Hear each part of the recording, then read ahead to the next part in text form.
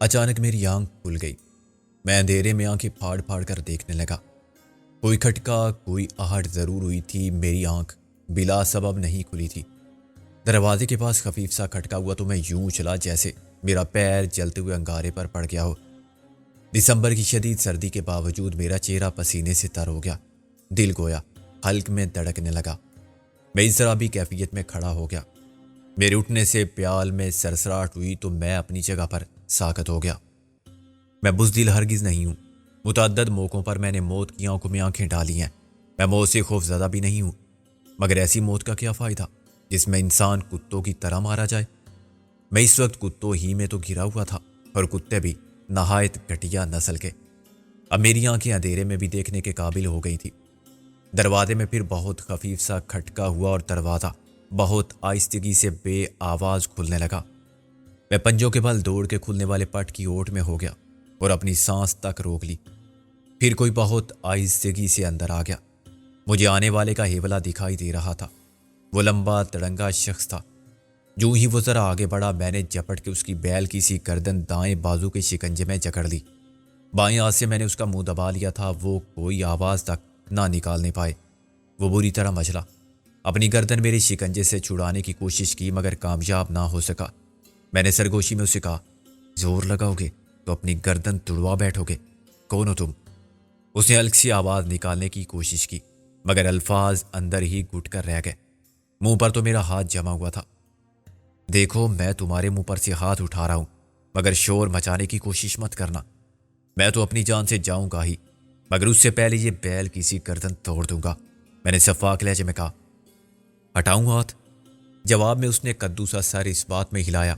میں نے اس کے منہ سے ہاتھ ہٹا دیا مگر اس کی گردن آزاد نہیں کی۔ وہ گہرے گہرے سانس لینے لگا، پھر سرگوشی میں بولا، میں اچھے میاں کا بھائی ہوں اقبال۔ اچھے میاں خود کہاں ہیں؟ میں نے اس کی گردن چھوڑتے ہوئے کہا، وہ کسی کام سے الہ آباد گئے ہیں۔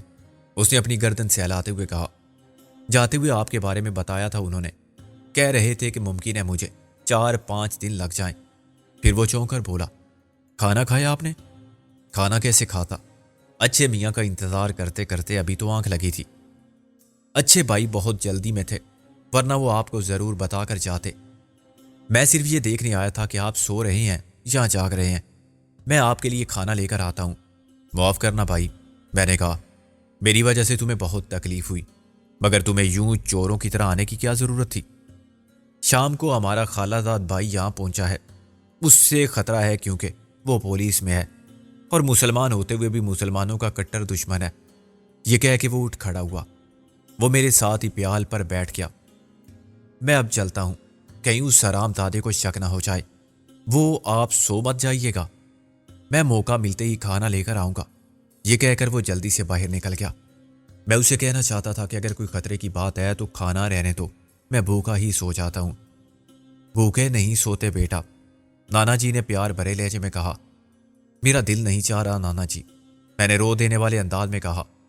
دل نہ چاہے بیٹا، مگر زندہ رہنے کے لیے کھانا تو پڑے گا نا، نانا جی نے ٹھنڈا سانس لے کر کہا۔ میں نہیں کھاؤں گا، میں نے غصے میں کہا، مجھے زندہ بھی نہیں رہنا ہے، میں بابا کے پاس جاؤں گا۔ بابا یاد آئے تو میں بری طرح سسکنے لگا۔ کامی بیٹا، اماں نے بلکتے ہوئے مجھے سینے سے لگا لیا، تو بھی مجھے چھوڑ گیا تو میں کس کے سہارے زندہ رہوں گی؟ ٹھیک ہے، تو کھانا نہیں کھائے گا تو میں بھی نہیں کھاؤں گی، انہوں نے روتے ہوئے کہا۔ اماں روتی تھی تو میں اپنا دکھ بھول جاتا تھا، مجھ سے ان کے آنسو نہیں دیکھے جاتے تھے۔ میرا دل چاہتا تھا کہ وہ ہمیشہ ہنستی رہیں۔ بابا کے انتقال کو 10واں دن تھا مگر مجھے ایسا لگ رہا تھا جیسے ابھی ابھی بابا کو دفنا کے لوٹا ہوں۔ ڈوبتے سورج کی زرد روشنی میں بابا کی تازہ قبر پر جلتی ہوئی اگربتی کا بل کھاتا دھواں، سروں پر ٹوپیاں اوڑے لوگوں کے زبردستی بنائے ہوئے سوگوار چہرے، قبر کی مٹی پر پانی کی بوچھار سے اٹھنے والی سوندھی مٹی اور گلاب کی ملی جلی مہکار، گارے میں لتڑے ہوئے گورکن کے استغفانی ہاتھ اور بے حس چہرہ، مسجد سے لیا ہوا خالی گہوارہ، کلمہ طیبہ سے لکھی ہوئی سیاہ ریشمی چادر اور قبر پر فاتحہ دینے کے بعد مولوی صاحب کی کاروباری افسردگی، یہ سب مناظر میرے ذہن پر نقش ہو کر رہ گئے تھے۔ ذہن میں اتنی ٹوٹ پھوٹ ہو تو کھانا کھانے کو کب جی جاتا ہے، مگر میں اماں کو بھی تو روتے نہیں دیکھ سکتا تھا۔ وہ گھٹنوں میں منہ دیے مسلسل رو رہی تھی۔ مجھے ایسے لگا جیسے کوئی میرا دل مٹھی میں لے کر بھینچ رہا ہو۔ ایک بار پھر میرے آنسو بہنے لگے اور میں اماں سے لپٹ گیا۔ مجھے معاف کر دیں اماں، میں نے آنسو پونچھتے ہوئے کہا۔ میں آپ کا کہنا مانوں گا مگر آپ مجھ سے ایک وعدہ کریں۔ اماں نے روتے روتے سر اٹھایا اور چونک کر مجھے دیکھنے لگی۔ ہاں اماں، وعدہ کریں کہ آئندہ کبھی نہیں روئیں گی، بس آپ ہنستی رہا کریں گی، میں آپ کو روتے ہوئے نہیں دیکھ سکتا۔ اماں روتے روتے ہنسنے لگی مگر ان کی وہ زخمی سی مسکراہٹ آج بھی مجھے یاد ہے۔ انہوں نے جلدی سے آنسو پونچھ لی اور میرا ہاتھ پکڑ کر چوکی پر لے گئیں جہاں کھانا چنا ہوا تھا۔ میں نے کسی نہ کسی طرح چند لقمے کھائے اور ہاتھ کھینچ لیا، شاید ہم تینوں ہی ایک دوسرے کی وجہ سے کھا رہے تھے۔ پھر اچانک دروازے پر دستک ہوئی۔ میں نے چونک کر دروازے کی طرف دیکھا۔ دروازہ کھولیے، میں ہوں اقبال۔ میں نے آہستگی سے دروازہ کھول دیا۔ اقبال ایک پوٹلی میں کھانا باندھ کر لایا تھا۔ کھانے کی پوٹلی رکھ کر اس نے جیب سے ماچس نکال کر موم بتی جلانا چاہی تو میں نے جلدی سے پھونک مار کے تیلی بجھا دی اور سخت لہجے میں بولا، امکانہ حرکتیں مت کرو، باہر سے کسی نے روشنی دیکھ لی تو میرے ساتھ تم بھی عذاب میں مبتلا ہو جاؤ گے۔ میرا لہجہ اتنا سخت تھا کہ اقبال شاید سہم کر رہ گیا تھا۔ چند لمحے تک اس کے منہ سے کوئی لفظ بھی نہ نکل سکا تھا۔ پھر وہ سہمے ہوئے لہجے میں بولا، مگر آپ اندھیرے میں کھانا کیسے کھائیں گے؟ مجھے احساس ہوا کہ میرا لہجہ کچھ زیادہ ہی سخت تھا، اس بیچارے کو یوں نہیں جھڑکنا چاہیے تھا۔ اس وقت تو ویسے بھی میں انہی لوگوں کے رحم و کرم پر تھا۔ میں نے تھوڑے نرم لہجے میں کہا، مجبوراً مجھے اندھیرے ہی میں کھانا پڑے گا، کمرے سے باہر روشنی کی ایک ذرا سی رمق بھی چلی گئی تو میں مارا جاؤں گا، تمہارا پورا گھر مشکل میں پڑ جائے گا۔ مجھے اپنے درست لہجے پر افسوس ہوا۔ معافی تو مجھے مانگنی چاہیے سکندر بھائی، اقبال نے کہا۔ میں نے ان لوگوں کو اپنا نام سکندر ہی بتایا تھا۔ پھر وہ ہنس کر بولا، آپ اتنی فارسی کیوں بولتے ہیں؟ ابھی ایک جملے میں آپ نے 10 جگہ فارسی بولی۔ میں نے فارسی بولی؟ میں نے کھانے کی پوٹلی کھولتے ہوئے کہا، بتاؤ تو ذرا کیا فارسی بولی؟ بتاؤں؟ وہ ہنس کر بولا، امکانہ، روشنی، عذاب، درست۔ ارے میں نے ہنس کے کہا، تم نے تو واقعی فارسی پڑھی ہے۔ میں نے دادا جان سے فارسی اور اردو دونوں زبانیں پڑھی ہیں، اقبال نے کہا۔ یہاں تو اسکولوں سے اردو اور فارسی غائب ہوتی جا رہی ہے۔ زیادہ تر اسکولوں میں ماسٹر نہیں ملتے کا بہانہ بنا کر طلباء کو غیر محسوس طریقے سے محروم رکھا جا رہا ہے۔ پھر وہ ہنس کر بولا، میں بھی کیا بحث لے کر بیٹھ گیا، آپ کھانا کھائیے۔ کھانے کے بعد میں نے برتنوں کی پوٹلی باندھ کر اقبال کو دی۔ کونے میں رکھی ہوئی سرائی سے پانی پیا اور پیال پر ڈھیر ہو گیا۔ اقبال نے جاتے ہوئے کہا، دروازہ اندر سے بند مت کیجیے گا، میں باہر سے تالا لگا دیتا ہوں، اس لیے کوئی اس کمرے میں نہیں آ سکتا۔ اس کے جانے کے بعد میں بہت دیر تک جاگتا رہا۔ میں تو ان حالات میں پھر بھی سو لیتا تھا۔ میری جگہ کوئی اور ہوتا تو شاید اب تک نیم پاگل ہو گیا ہوتا۔ میں کیا تھا، کیا بن گیا تھا؟ بابا مجھے اعلیٰ تعلیم دلانا چاہتے تھے۔ وہ چاہتے تھے کہ میں CSS کا امتحان پاس کروں اور ٹھاٹ سے ڈپٹی کمشنری کروں، مگر اجل کے بے رحم ہاتھوں نے انہیں اتنی مہلت ہی نہ دی۔ اس کے باوجود میں نے بابا کے خواب کو تعبیر دینا چاہی مگر اس میں ناکام رہا۔ مجھے بڑا آدمی بنانے کے لیے میری ماں وقت سے بہت پہلے بوڑھی ہو گئی تھی۔ میں کبھی کبھی حسرت سے سوچتا تھا، اگر بابا مرنے میں اتنی اجلت نہ کرتے تو کیا ہو جاتا۔ بابا بہت بڑے جاگیردار گھرانے سے تعلق رکھتے تھے۔ دادا جان خان بہادر ملک سلطان علی اتنی زمینوں کے مالک تھے کہ صوبے کے معززین میں ان کا شمار ہوتا تھا۔ بابا کو پڑھنے کا شوق تھا، اس لیے دادا جان نے انہیں آکسفورڈ میں اعلیٰ تعلیم دلائی تھی۔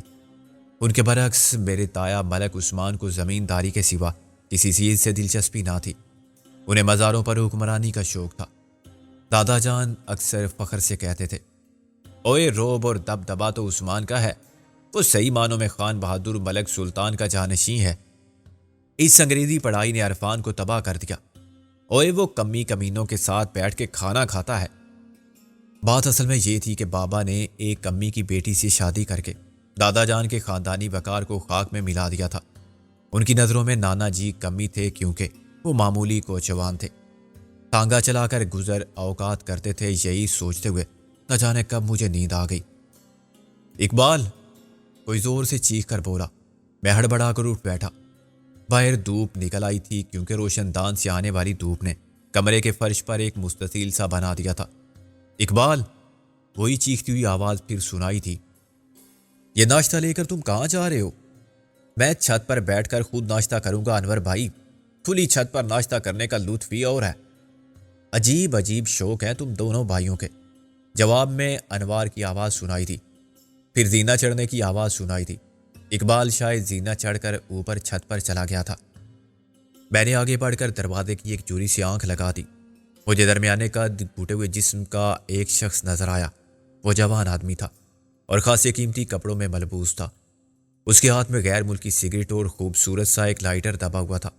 امپورٹڈ چیزیں وہاں کے لوگوں کی کمزوری ہیں۔ مہنگے غیر ملکی سگریٹ وہاں سٹیٹس سمبل ہیں۔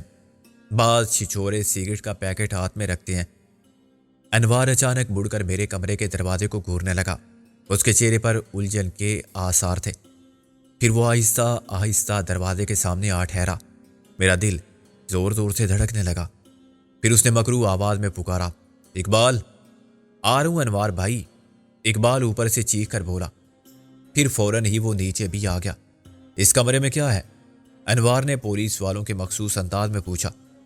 کچھ پرانا فالتو سامان اور کاٹ کباڑ بھرا ہوا ہے، اقبال نے جواب دیا۔ اسے کوئی استعمال تو نہیں کرتا؟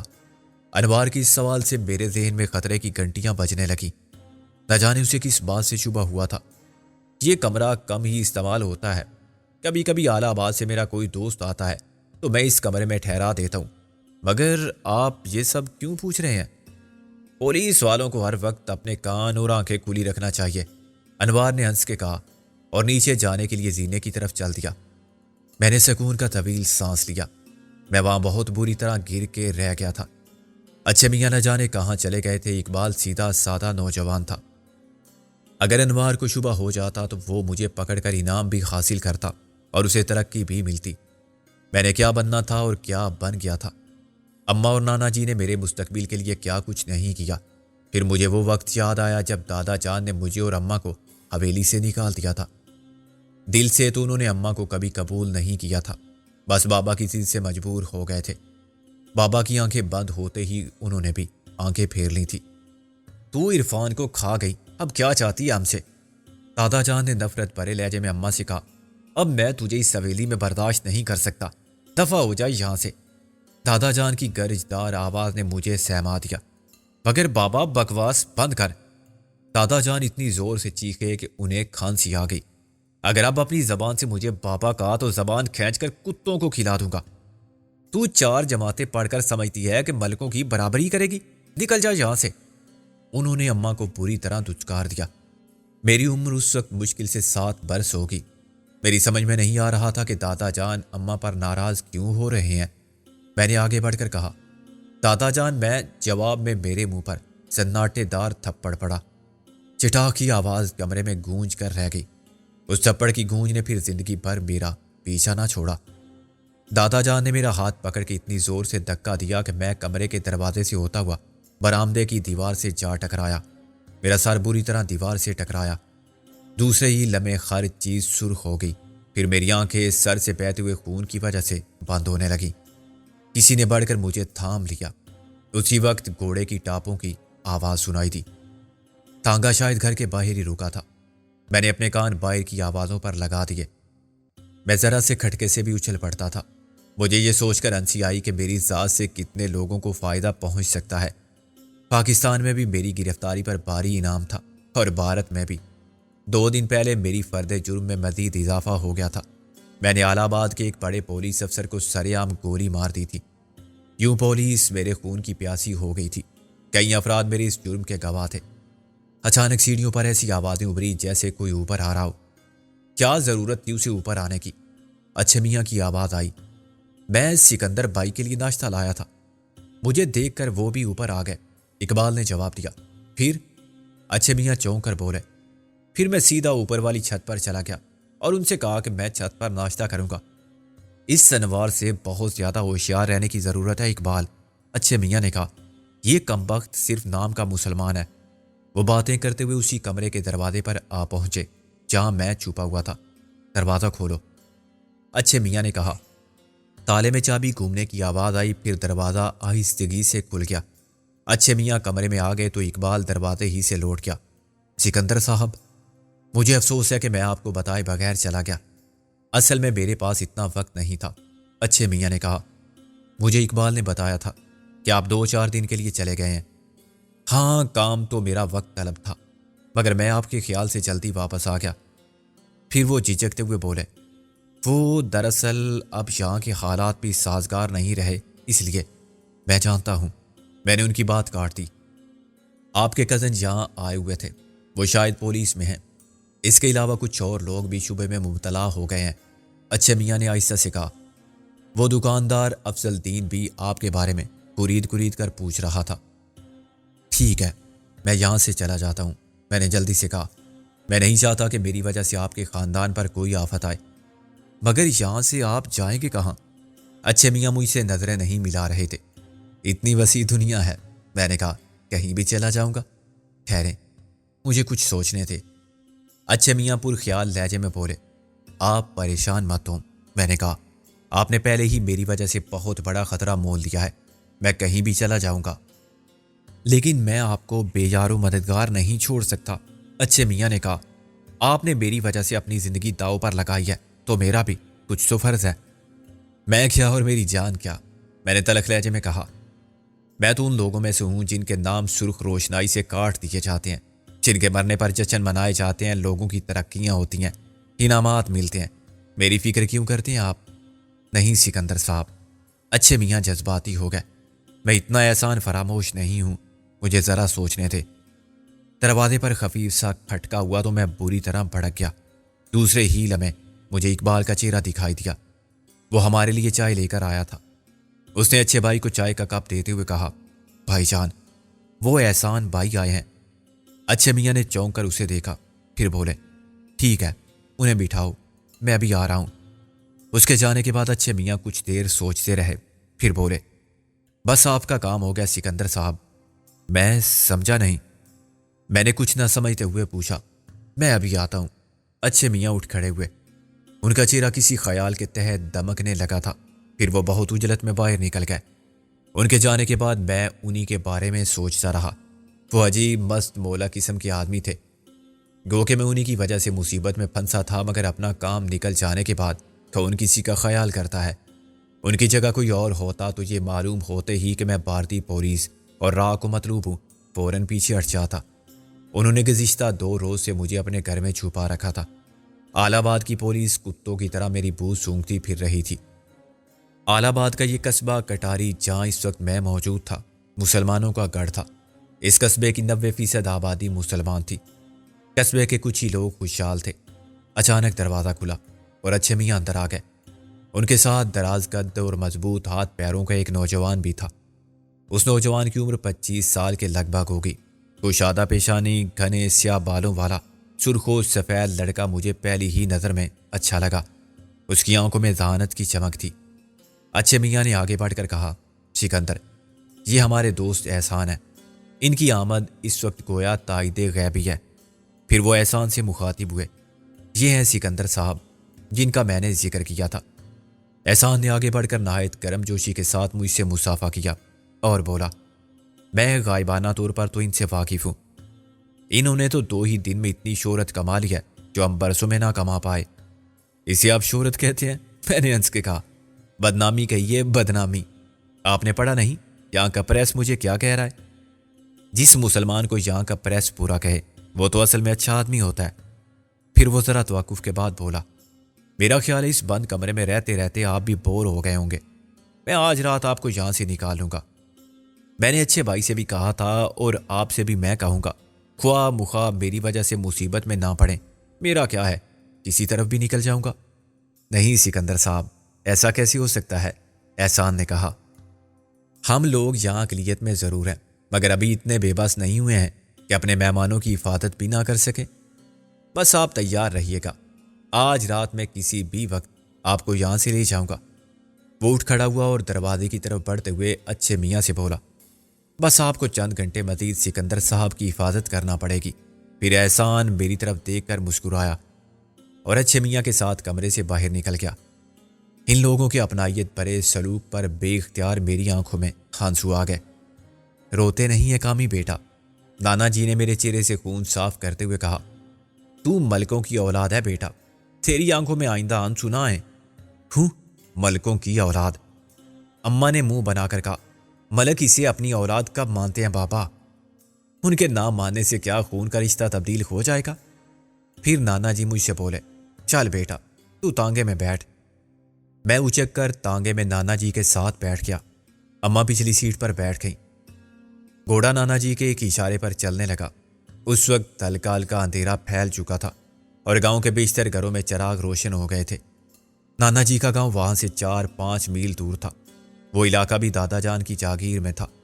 ہم گاؤں کی حدود سے باہر نکلے تو اچھا خاصا اندھیرا پھیل چکا تھا۔ جس پگڈنڈی پر ہم چل رہے تھے وہ 2-2.5 فرلانگ جانے کے بعد 2 شاخوں میں تقسیم ہو جاتی تھی۔ وہاں سے ایک راستہ نانا جی کے گاؤں کی طرف جاتا تھا، دوسرا بڑے قصبے کی طرف۔ 2 شاخہ پر پہنچ کے نانا جی نے تانگے کا رخ قصبے کی طرف موڑا تو اماں چونک کر بولی، ادھر کہاں جا رہے ہو بابا؟ گاؤں کا راستہ تو یہ ہے۔ میری یاداشت ابھی اتنی خراب نہیں ہوئی ہے کلثوم، نانا جی نے جواب دیا۔ میں بھلا اپنے گاؤں کا راستہ بھول سکتا ہوں؟ میں انہی راستوں پر چلتے چلتے جوانی سے بوڑھا ہو گیا ہوں۔ پھر اس طرف کہاں جا رہے ہو بابا؟ اماں نے پوچھا۔ میں حیرت سے نانا جی کو دیکھ رہا تھا کہ جانتے بوجھتے وہ غلط راستے پر کیوں جا رہے ہیں۔ ہم گاؤں نہیں جا رہے ہیں کلثوم۔ مگر کیوں بابا؟ اماں کی آواز میں الجھن تھی۔ میں نے ملک عثمان اور اس کے بیٹوں کی باتیں سن لی ہیں، نانا جی نے کہا۔ وہ لوگ کامی کی جان لینا چاہتے ہیں۔ کہ کیوں؟ اماں کے گلے سے بمشکل آواز نکلی۔ تو بھی بہت بولی ہے کلثوم، نانا جی افسردگی سے بولے۔ ہر ایک کامی اس جائیداد میں برابر کا حصے دار ہے۔ ملک عثمان اور اس کے بیٹے کب چاہیں گے کہ جائیداد کا بٹوارا ہو؟ بابا کہتے تو تم ٹھیک ہی ہو، اماں نے سہمے ہوئے لہجے میں کہا، مگر اب جا کہاں رہے ہو؟ میں یہ علاقہ ہی چھوڑ کر جا رہا ہوں، نہ ہم یہاں رہیں گے، نہ کامی کی زندگی خطرے میں پڑے گی۔ یہ بات بہت دن بعد میری سمجھ میں آئی تھی کہ نانا جی اور اماں اتنے خوفزدہ کیوں تھے۔ مجھے حیرت ہوتی تھی کہ وہ دادا جان سے خوفزدہ ہیں، وہ بھلا انہیں کیوں نقصان پہنچائیں گے۔ نانا جی ساری رات چلتے رہے تھے۔ میں تو تھک کر کچھ ہی دیر بعد سو گیا تھا۔ پھر جس وقت بھی میری آنکھ کھلی مجھے نیلے آسمان پر چمکتے ہوئے ستارے ہی دکھائی دیے۔